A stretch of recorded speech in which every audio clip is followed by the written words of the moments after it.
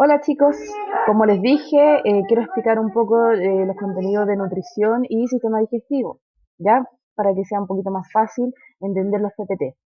Bien, habíamos dicho que los nutrientes eran proteínas, lípidos, carbohidratos y también este grupo que están las vitaminas, las sales, minerales y el agua. Las proteínas las podemos encontrar en las carnes, en las legumbres, en la yema del huevo también, en el huevo en general. em, los lípidos en las mantequillas, en los aceites, también podemos encontrarlo en los frutos secos, en la palta. Carbohidratos, todo lo que sea harina, trigo, maíz, granos, general, ¿cierto? Y también podríamos clasificar acá donde está el grupo de las vitaminas, donde están las frutas y verduras, también son carbohidratos, ¿ok? Pero tienen poquitos carbohidratos, ¿sí? No es comparable a un pan, por ejemplo, una manzana a un pan, no. Tienen pocos carbohidratos. Sin embargo, las frutas y verduras no tienen lípidos y no tienen proteínas. Bien, continuemos. Recuerden, chicos, que nosotros podemos calcular la cantidad de energía, es decir, de kilocaloría que hay en cada alimento envasado. Y lo que debemos hacer es multiplicar siempre los gramos que hay de carbohidratos o de grasas o proteínas por la cantidad de kilocaloría que aporta cada gramo. Entonces esta tabla es muy útil para recordar, disculpen hay un poco de ruido, que los carbohidratos siempre aportan 4 kilocalorías igual que las proteínas. La diferencia está aquí en las grasas. Las grasas aportan más del doble, es decir, cada gramo aporta 9 kilocalorías. ¿Ya? Por ejemplo, acá yo tengo un yogur, no sé si ahí se ve bien, y podemos leer aquí que las proteínas eh, contiene 3 gramos de proteínas. Para calcular cuánta energía aportan esas proteínas de este yogur por 100 gramos, tendría que multiplicar esos 3 por 4, ¿sí? Y de grasa total tiene 0,8. Significa que para calcular las calorías que aportan esas grasas, yo tengo que multiplicarlo por 9, ¿ya? Pero si yo quiero saber cuántas calorías en total contiene este envase de yogur, bueno, me lo está diciendo arriba, en energía, ¿cierto? Pero si yo no tuviera ese dato, simplemente tendría que calcular las calorías que aportan los carbohidratos, las grasas y las proteínas y las sumo, ¿ya? Y me va a dar el mismo valor de arriba. Ustedes pueden hacer el experimento en su casa. Bien, entonces, si para leer una etiqueta nutricional nos fijamos en el primer texto en azul, ¿cierto? Que dice porción, un vaso 200 ml. Ya, eso es lo que nos está diciendo que es una porción que trae, en lo cual se está, ¿cómo se dice? Disculpen chicos, hay un poco de ruido en mi casa. Significa que este alimento se está midiendo en ese tipo de porción y que cada envase tiene 5 de esas porciones, ¿ya? Abajo también, al costado inferior, podemos ver porcentajes. Significa que esos son los porcentajes de la dosis recomendada diaria. Ya, por ejemplo, si tenemos vitamina B2 y dice que tiene un 24%, significa que de la dosis recomendada al día, tú estás consumiendo ya un 24%, lo cual es muy bueno. ¿Ya?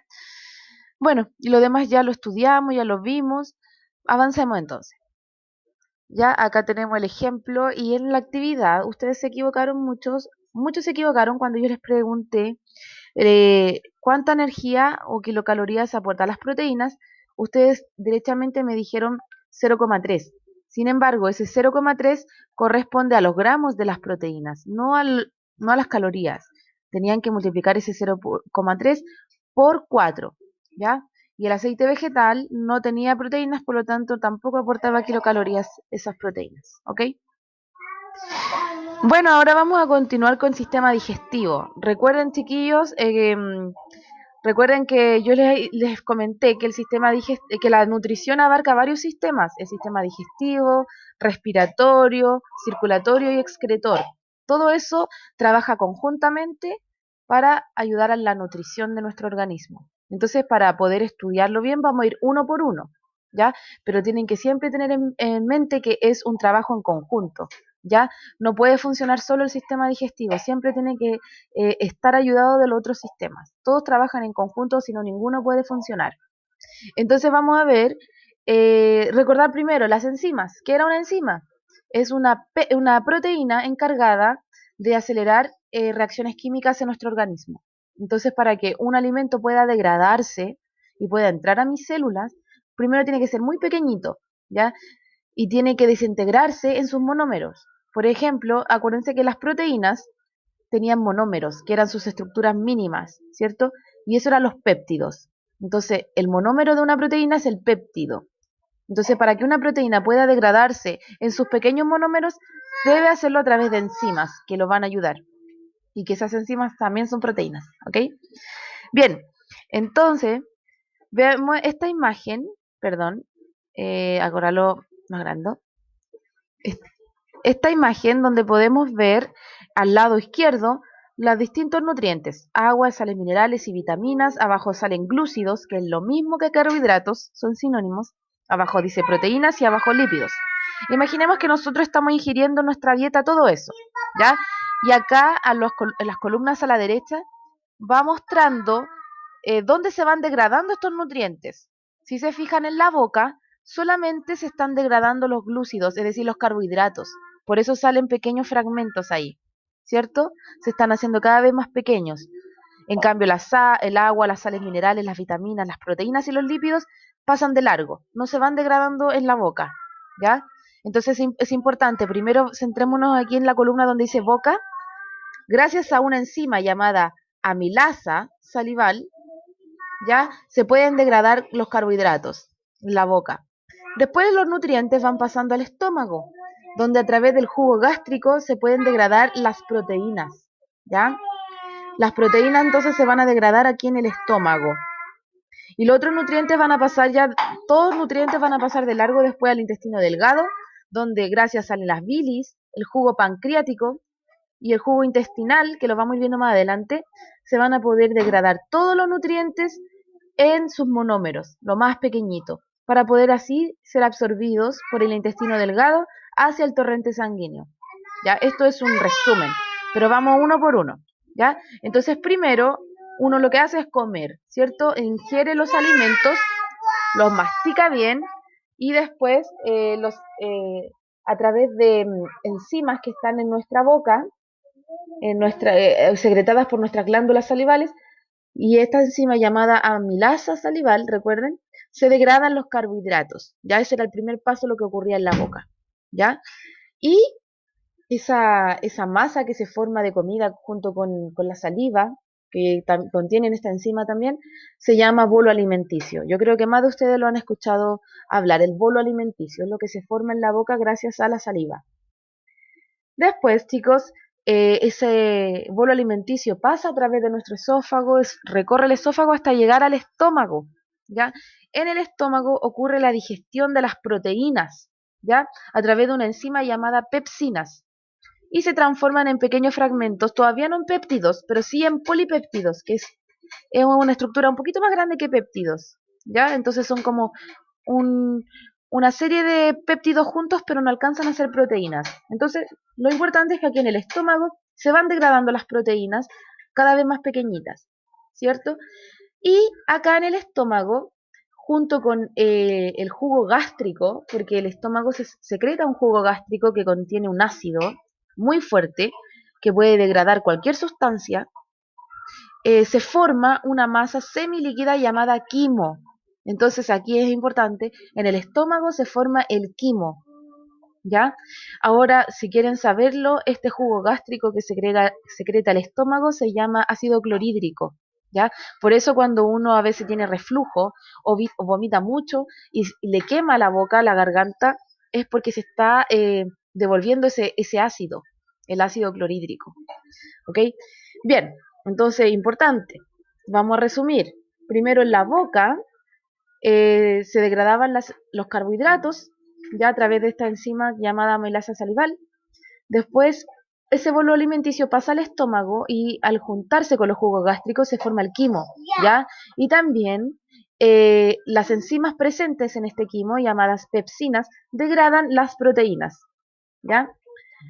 Cuando este quimo pasa al intestino delgado, que es el siguiente paso, va a ocurrir dos cosas. Primero, que el hígado, que es una glándula que estás al costado derecho de tu cuerpo, va a vertir bilis, ¿ya? Esta sustancia media amarilla, y lo vierte para juntarse con el quimo. ¿Qué importancia tiene esta bilis? Que contiene enzimas para degradar los lípidos, ¿ya? Y el páncreas a su vez va a vertir jugo pancreático. También lo va a mezclar con el quimo y este jugo pancreático va a contener enzimas que van a degradar carbohidratos, lípidos y proteínas. ¿Ya? Entonces, en definitiva, aquí en el intestino delgado van a haber todo tipo de enzimas que van a degradar tanto carbohidratos como proteínas como lípidos. Se va a degradar todo, ¿sí?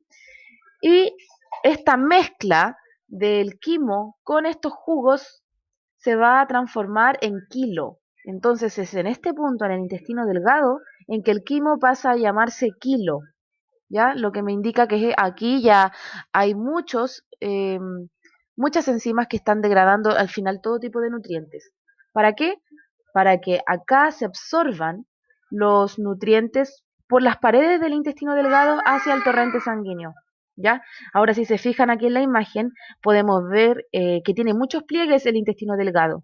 Es súper importante que el intestino delgado sea muy extenso, porque mientras más extenso sea el intestino delgado, tengo más superficie para absorber nutrientes, ¿ya?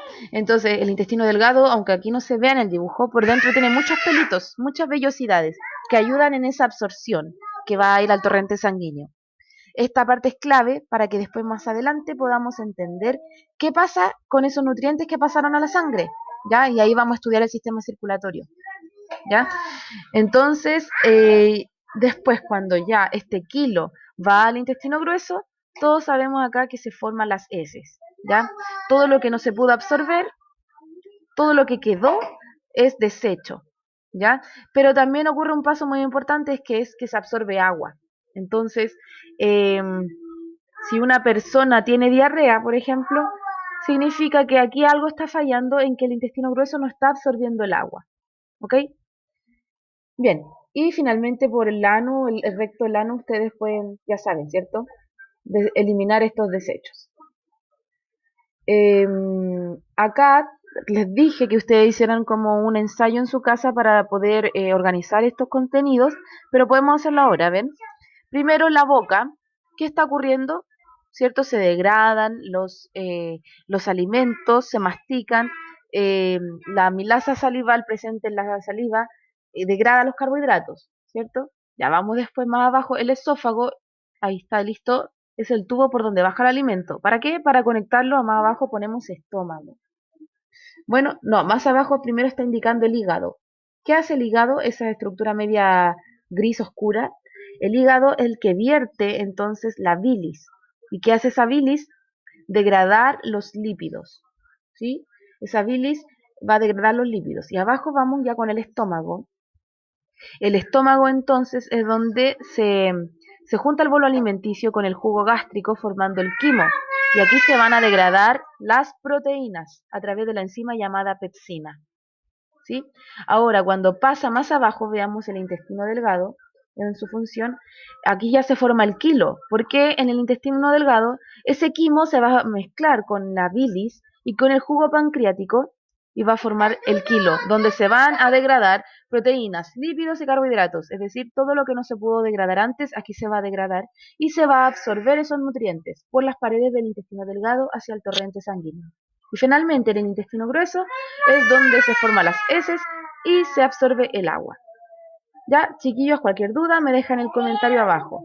Ya, espero que haya sido un poquito más claro. Nos vemos.